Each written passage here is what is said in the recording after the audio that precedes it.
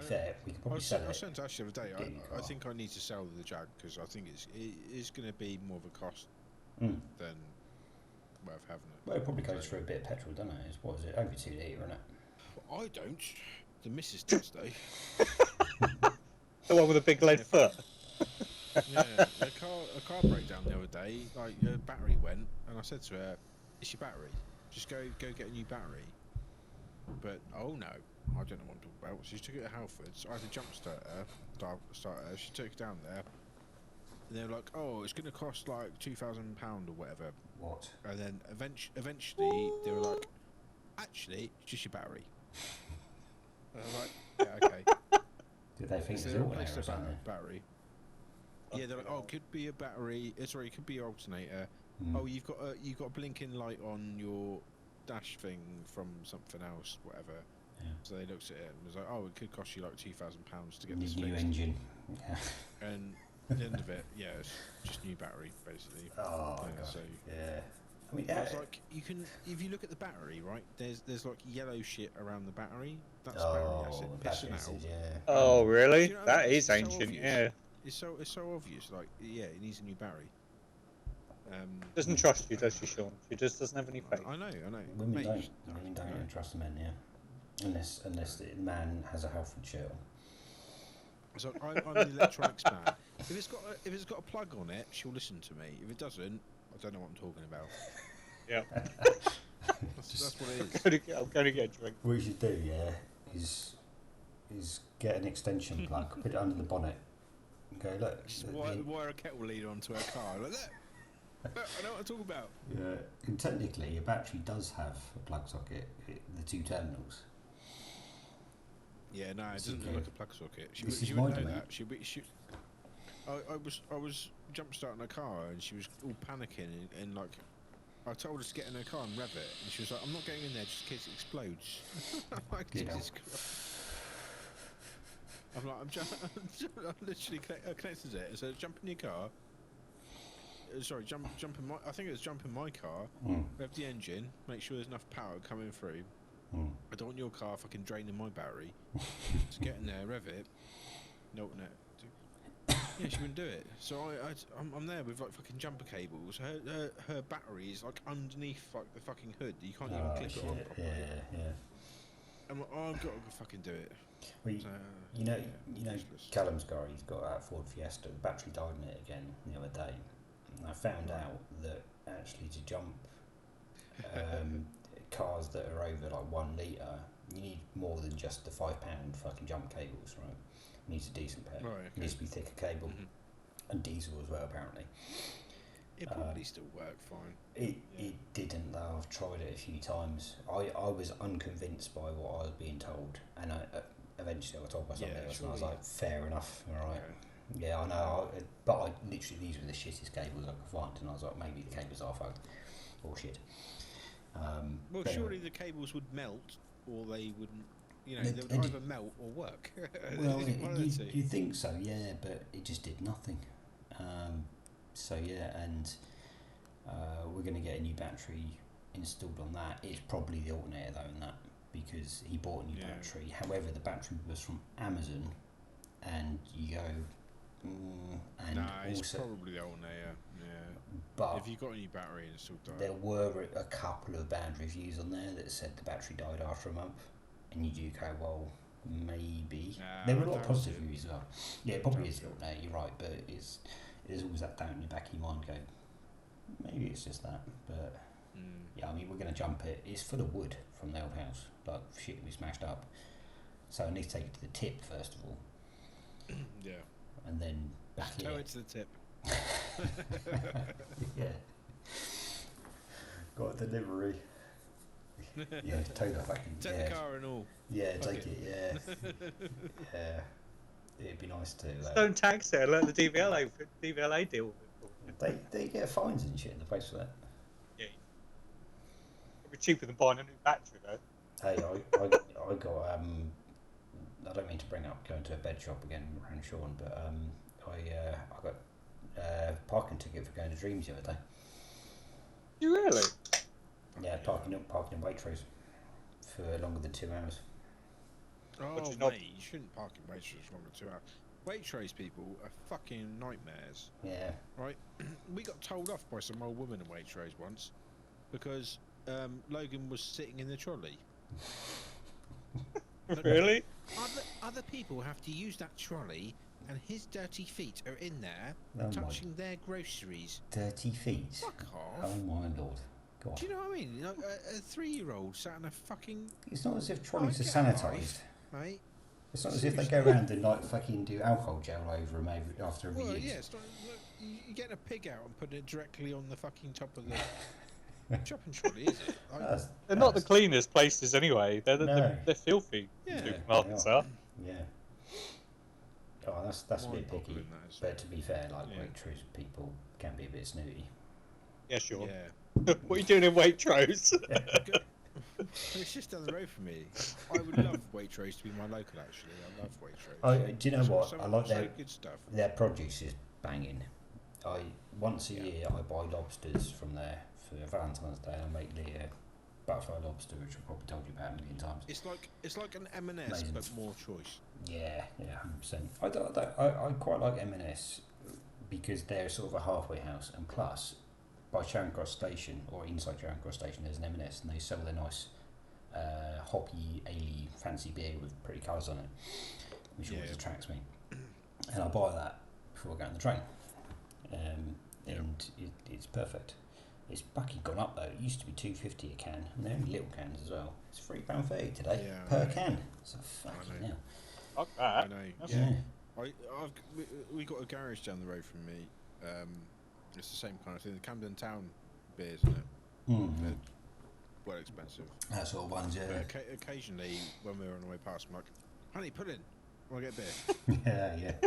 Go in there, just buy like a £3 little, like it's like it's a Coke can sized beer. It is, isn't it? Yeah. Like £3, and it's like expensive. But I wanted one. Yeah, to be fair, right, they're an acquired taste, and once you start drinking them, you actually go, these are really nice. Like, you start appreciating how nice they are.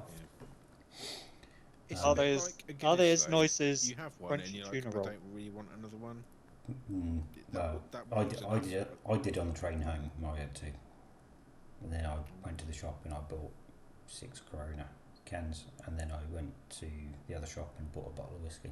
Nice. Jesus, your journey home must be really fun. Oh, they're packed full of fun, mate. Yeah. Expensive. Yeah.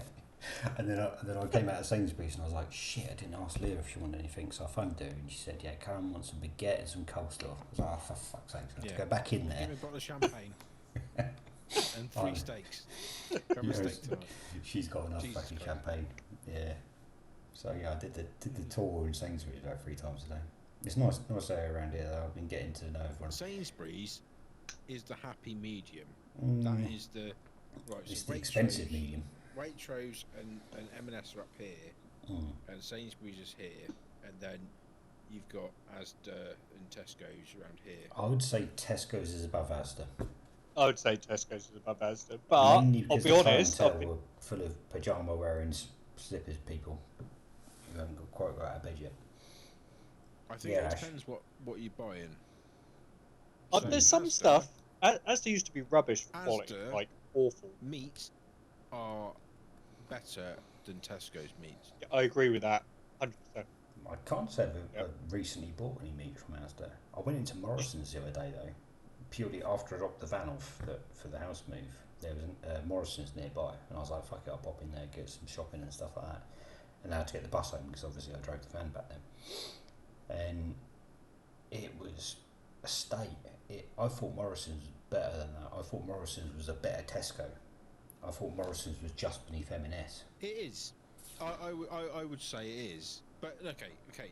I'm doing this. Really, we've got.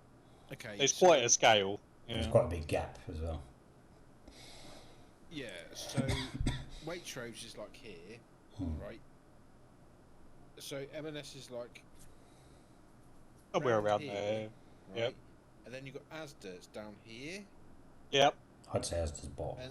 And Tesco's is it's a bit further up. Yeah. It's kind of the same level as Tesco's. It just depends what you're buying. I think. I mean, you look at Asda and you go, Sainsbury's from the shit level is more about here.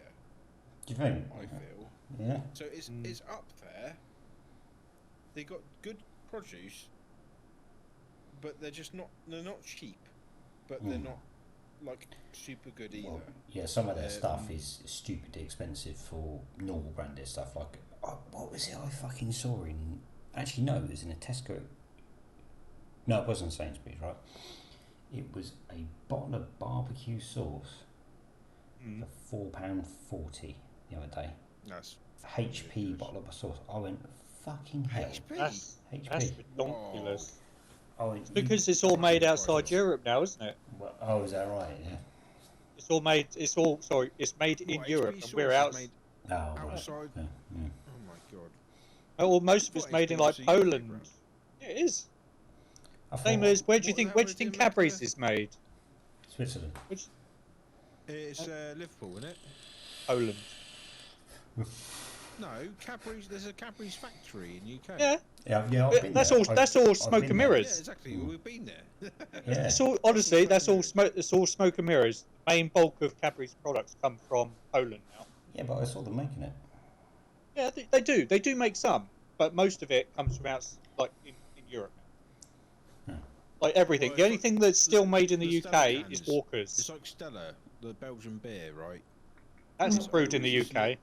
Yeah, I always just look in the shop for the ones that said brewed in the UK and avoid them because it always tasted worse than the ones. Belgian ones actually did taste better, didn't they? Yeah.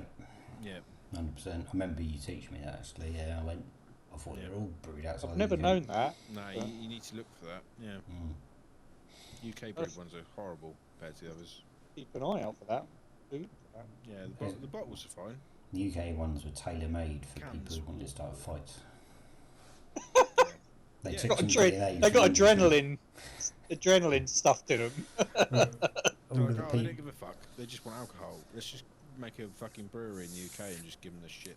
What they do is they pick up all the bodily fluids from people who passed out in the gutter from drinking Stella in the UK. Yeah, and then they put it back in. Double strength. Yeah. Did they ever make Stella like Tennant super strength? You know, like a. Didn't they do an export strength at one point? Yeah. Sure they did. Stella export. At one point. Like Carlsberg export and all that. Yeah. I'm sure I saw something. Yeah. Probably in a black can, like Tennant. That stuff is rancid, don't it? Have you tried? You've tried Tennant's. I've never had it. I wouldn't want to. Oh, it's fucking disgusting. Although 2 cans and you're fucking pissed. I don't think I could drink you think you're drinking the quantity of a can, like a pint, yeah. You're like having a pint of wine, basically. Same sort of percentage. Same strength, isn't it? About 11%. Yeah, I mean, exactly. A pint of wine. I mean, that's a lot of wine. It's no wonder you're pissed after 2 cans. I don't know, I reckon I could do a bottle. I could do a bottle. I could do a bottle of wine, but I mean, I'll take my time with it. But if you... Or 2. Well, yeah, maybe, yeah. I tell you what though, that's a fucker of a hangover in the morning. Yeah. Like that. Wine sucks. I haven't had wine for ages, actually. I went through that phase of drinking wine, didn't I? Yeah. Red wine is delicious, but yeah, very dehydrating. Last time I drank red wine, I puked all over the place. Oh no! Yeah. Did it was one of those. Put your hand on your mouth to stop you from puking everywhere and it's spray. Through your fingers. Lovely. Yep. Did it go into your cracks? I bet Emma was well happy. Emma was, yeah, she was happy. Yeah. Well, was it? Let me fill you up. I wasn't really pissed. It was just the fact that my body was just like, this isn't whiskey. This isn't Stella. What are you doing? Where was it though? Was it in your new house or was it in the old house? Yeah, it was new house. Yeah. I had to fucking clean. I cleaned it up that night. I mean, I wasn't pissed or anything. I was literally cleaning up. I was like, I don't know what happened. It was just, well, you were pissed, but you sobered up quite quickly, I guess. No, I wasn't actually that pissed.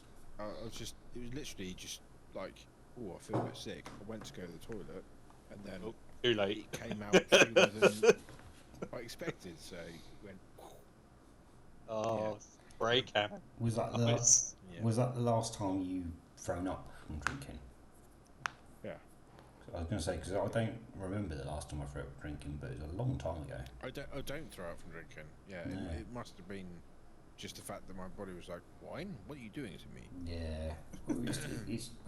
Also, if you mixed, like, if you say you had an adequate amount, like a normal amount of a glass of wine, beer, a shot of sambuca, let's say. Yeah, it's like that mixture. sounds a bit of a cocktail. Yeah, it mixes in your stomach and you go, plus sambuca. To be honest, that probably would have been fine. I drank a whole bottle of wine and it was just all red, and I think my body was just like, that's too much of something I'm not used to. Probably had an overdose of wine. It was like, oh, I'm not used to this shit. And just, reacted. It does. The body knows what it wants, and it's like, I ain't digesting that. Yeah. Do one.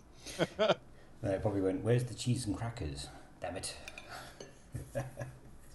Yeah. I always remember what I think when we went to France, we had amazing bottle of red wine. We bought it from a market trader, right? And we were like, he was like, oh yeah, buy a crate. And we were like, give us a little taster then. Want to taste it? He's like, no taste. I was like, well, just one bottle then. What? He was like, okay, one bottle. And he just let us buy one bottle. Got it home, and I'm not even joking, it was the most delicious red wine I have ever tasted. And we were like, shit, we should have bought a fucking crate back. Was it the next day?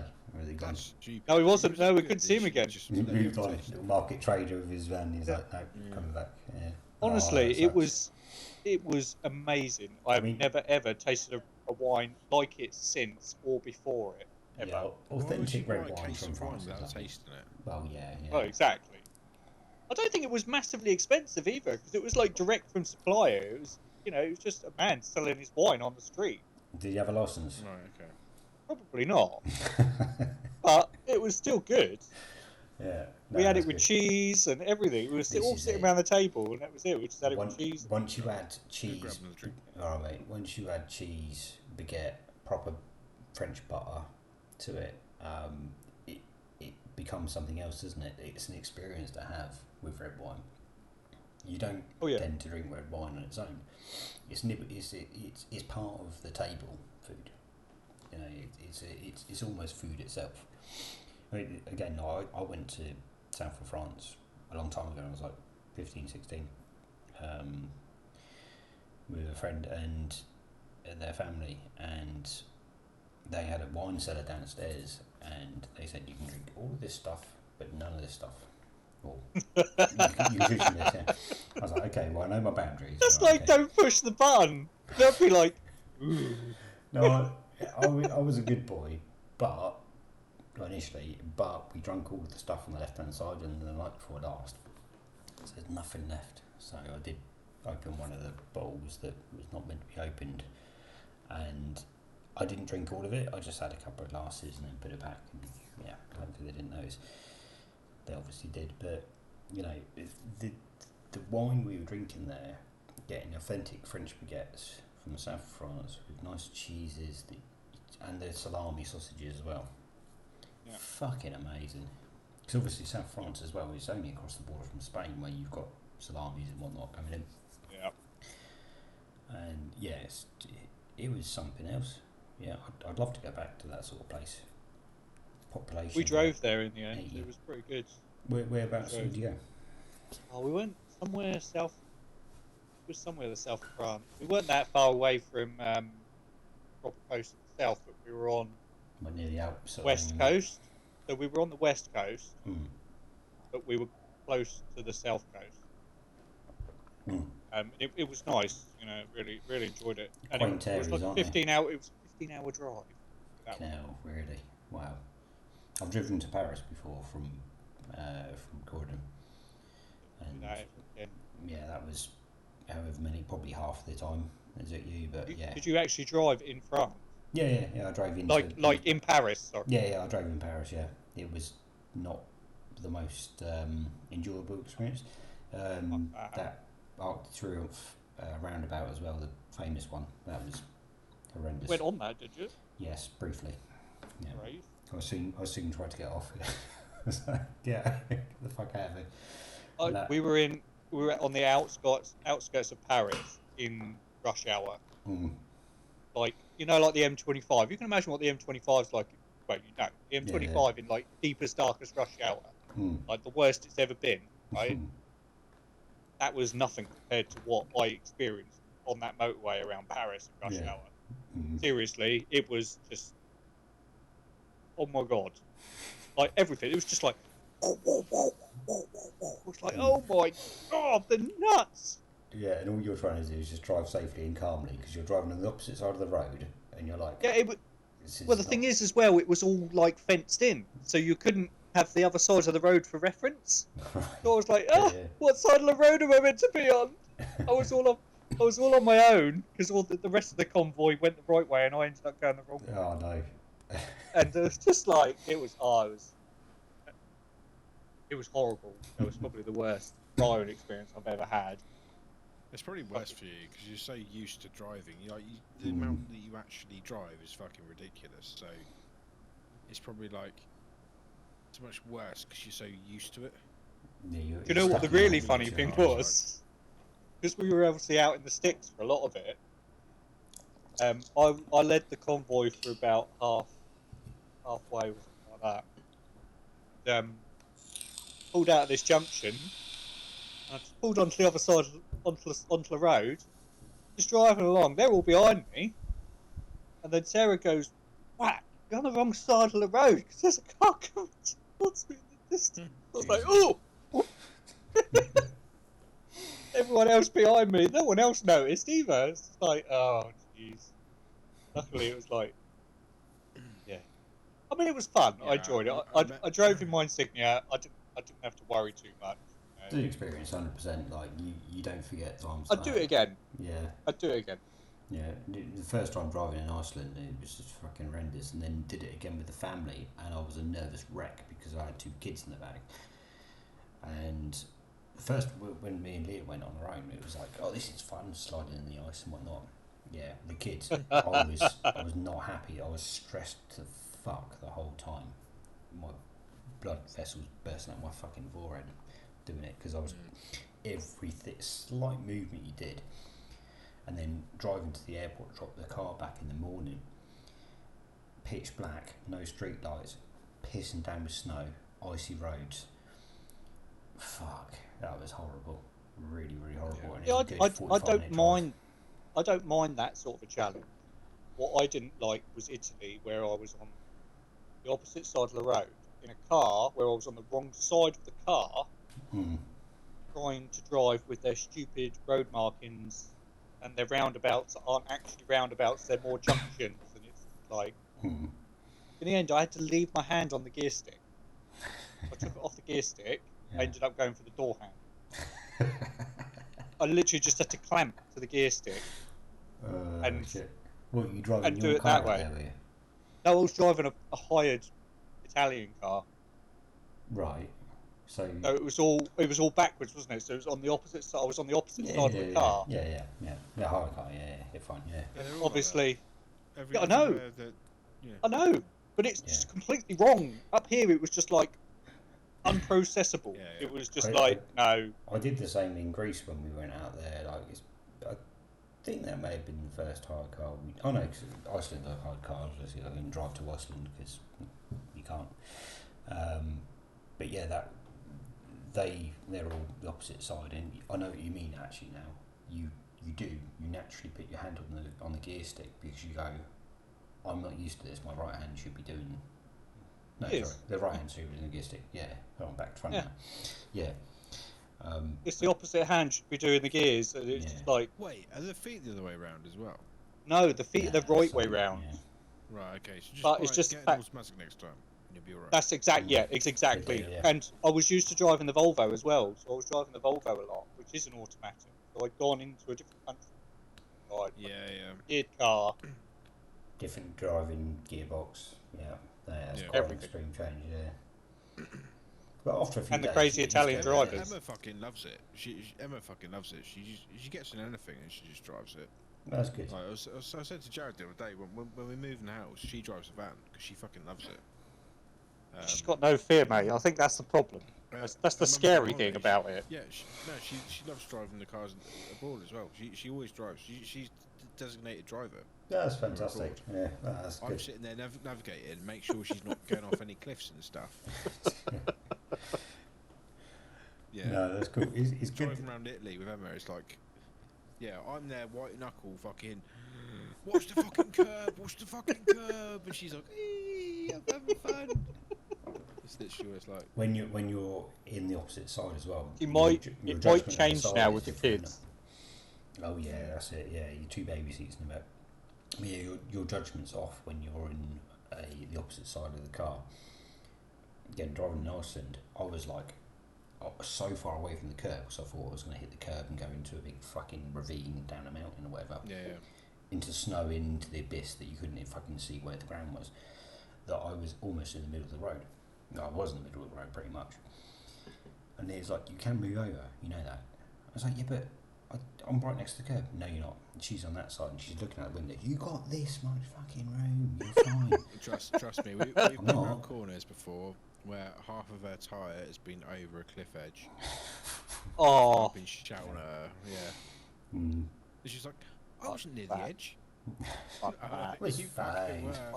I saw it in the fucking mirror.